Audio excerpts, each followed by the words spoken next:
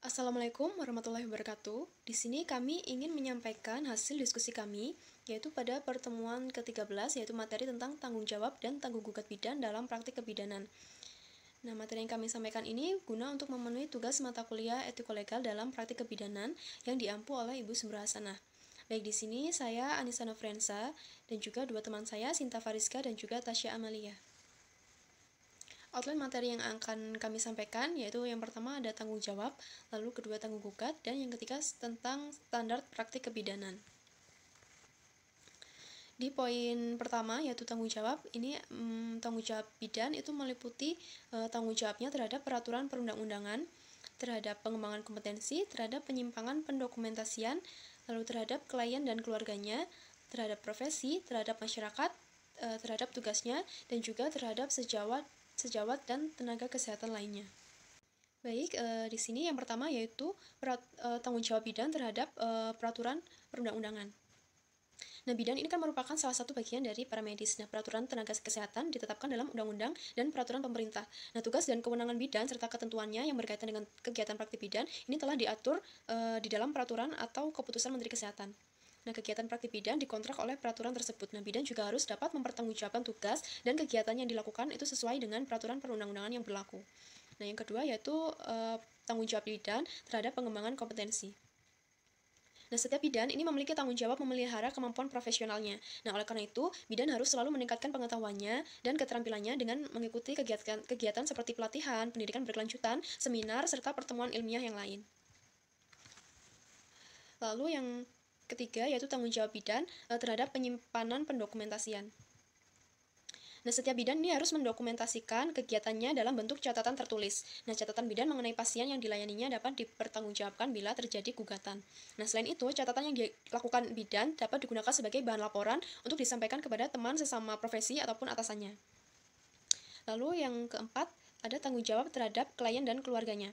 Nah, bidan ini memiliki kewajiban memberikan asuhan kepada ibu dan anak yang meminta pertolongan kepadanya. Nah, oleh karena itu, kegiatan bidan ini sangat erat kaitannya dengan keluarga. Nah, tanggung jawab bidan tidak hanya pada kesehatan ibu dan anak saja, tetapi juga menyangkut kesehatan keluarga. Nah, bidan harus dapat mengidentifikasi masalah dan kebutuhan keluarga, serta harus dapat memberikan pelayanan yang tepat dan juga sesuai terhadap kebutuhan keluarga tersebut. Nah, pelayanan terhadap kesehatan keluarga ini merupakan kondisi yang diperlukan ibu yang membutuhkan keselamatan, kebahagiaan selama masa hamil, dan sampai melahirkan. Nah, oleh karena itu, bidan harus mengarahkan segala kemampuannya, sikap, dan perilakunya dalam memberikan pelayanan kesehatan kepada keluarga yang membutuhkan. Lalu, tanggung jawab bidan terhadap profesi. Nah, ini ada 4 poin. Yang pertama yaitu bidan harus menjaga informasi yang diperoleh dari pasien dan melindungi privasi mereka. Yang kedua, bidan harus bertanggung jawab terhadap keputusan dan tindakan yang diambil dalam hal perawatan. Yang ketiga yaitu bidan harus dapat menolak untuk ikut terlibat di dalam aktivitas yang bertentangan dengan moral. Namun hal tersebut tidak boleh mencegahnya dalam memberikan pelayanan terhadap pasien. Di poin keempat yaitu bidan hendaknya ikut serta terlibat dalam pengembangan dan implementasi kebijakan kesehatan yang biasa mendukung kesehatan pasien dan ibu hamil juga bayinya. Lalu selanjutnya di poin keenam ada tanggung jawab terhadap masyarakat.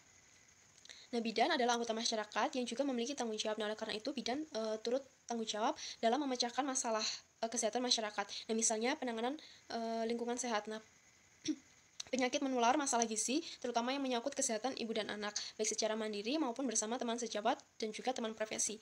Nah, bidan ini berkewajiban memanfaatkan sumber daya yang ada untuk meningkatkan kesehatan masyarakat.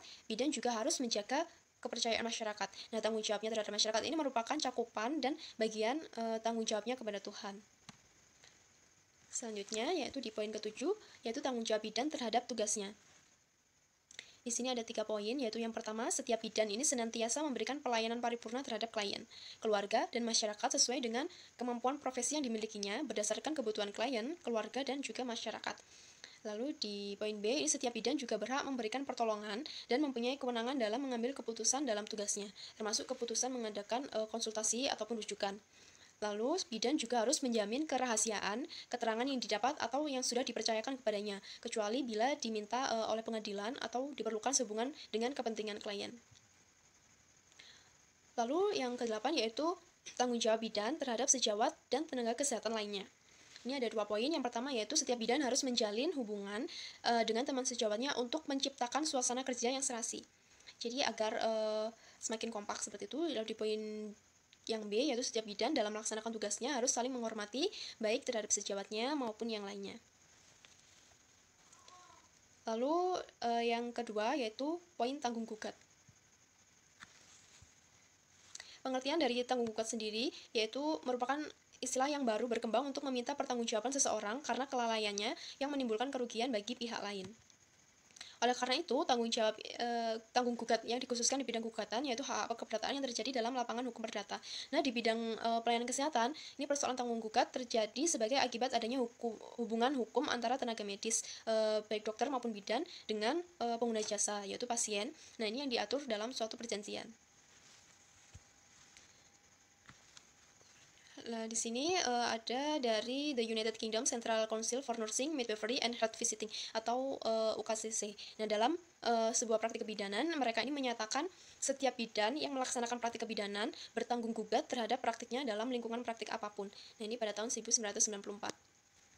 Nah, sedangkan kode tingkah laku profesional ini menyatakan bahwa setiap perawat, bidan, dan pendidik kesehatan yang sudah terdaftar seharusnya bertindak setiap waktu dengan cara yang memperkuat kepercayaan dan keyakinan masyarakat. Nah, untuk mempertahankan dan meningkatkan pemahaman dan reputasi profesi yang baik untuk melayani kepentingan masyarakat, dan yang terpenting adalah untuk melindungi kepentingan individu, pasien, dan juga klien.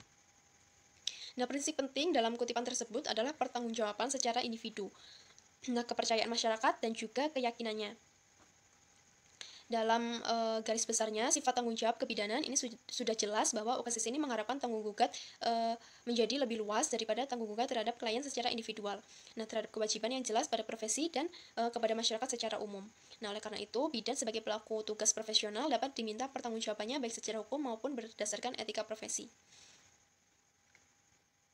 Nah, perlindungan hukum akan senantiasa diberikan kepada setiap pelaku profesi apapun sepanjang pelaku profesi tersebut bekerja dengan mengikuti prosedur baku sebagaimana tuntutan bidang ilmunya, sesuai dengan etika serta moral yang hidup dan berlaku dalam masyarakat. Nah, bidan sebagai pelaku tugas profesional ini dapat diminta pertanggungjawabannya baik secara hukum maupun berdasarkan etika profesi.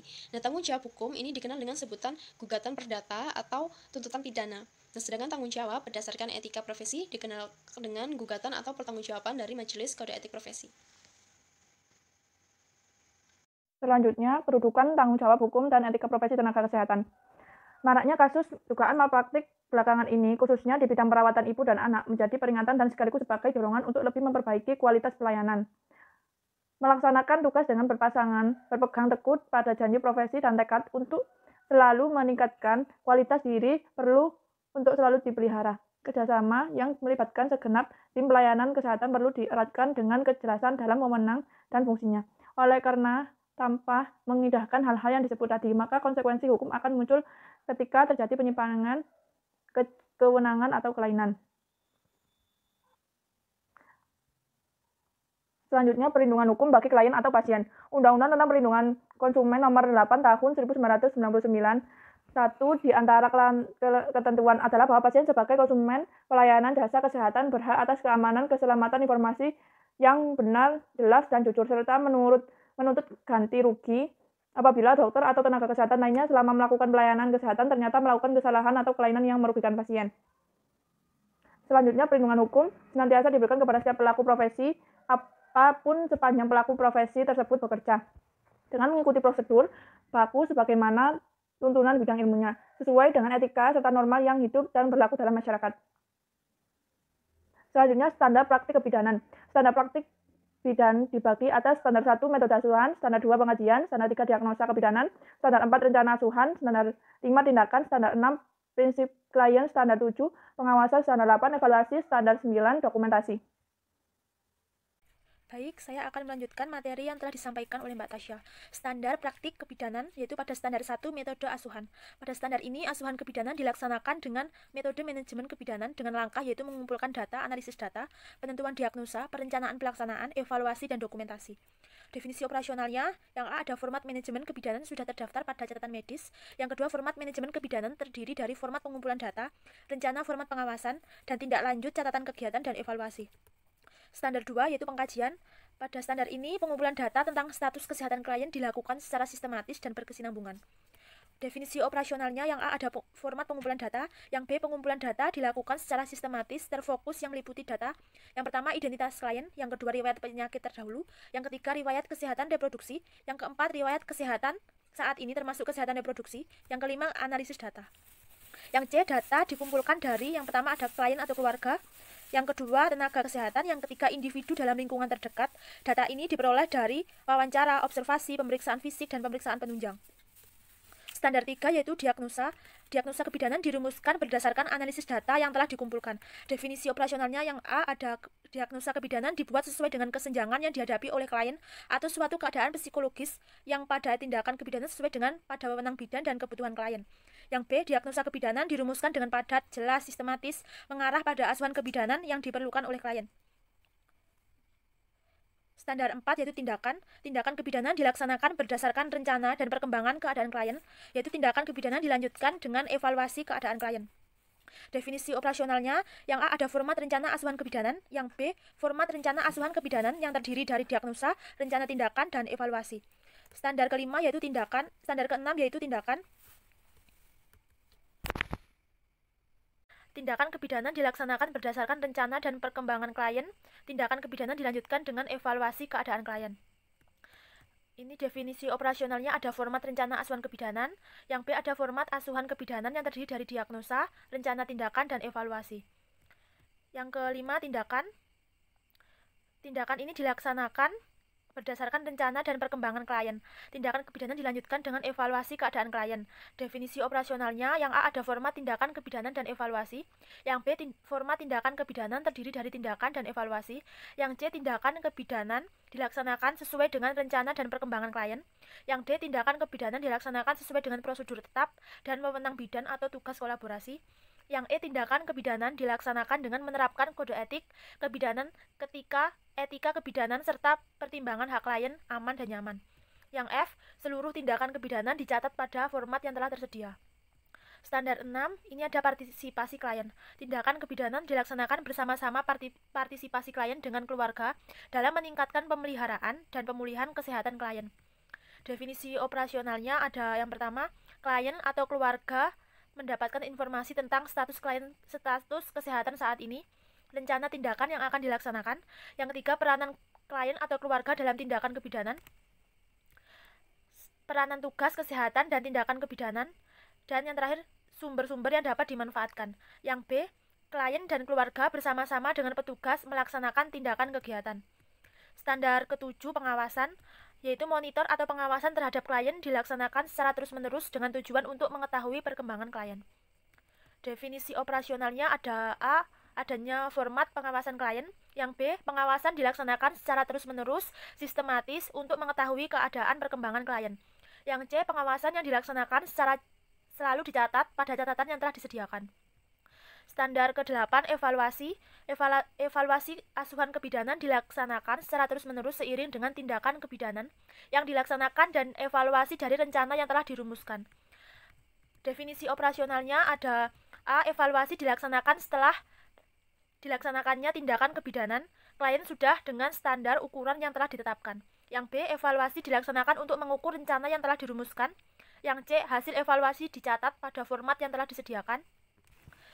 Dan yang terakhir ada standar ke-10 yaitu dokumentasi. Asuhan kebidanan didokumentasikan sesuai dengan standar dokumentasi asuhan kebidanan yang diberikan. Ada dua model pendokumentasian yaitu metode Varney dan metode SWAP. Definisi operasionalnya ada A, dokumentasi dilaksanakan untuk setiap langkah manajemen kebidanan. Yang B, dokumentasi dilaksanakan secara jujur, sistematis, jelas, dan ada yang bertanggung jawab. Yang terakhir, dokumentasi merupakan bukti legal dari pelaksanaan asuhan kebidanan.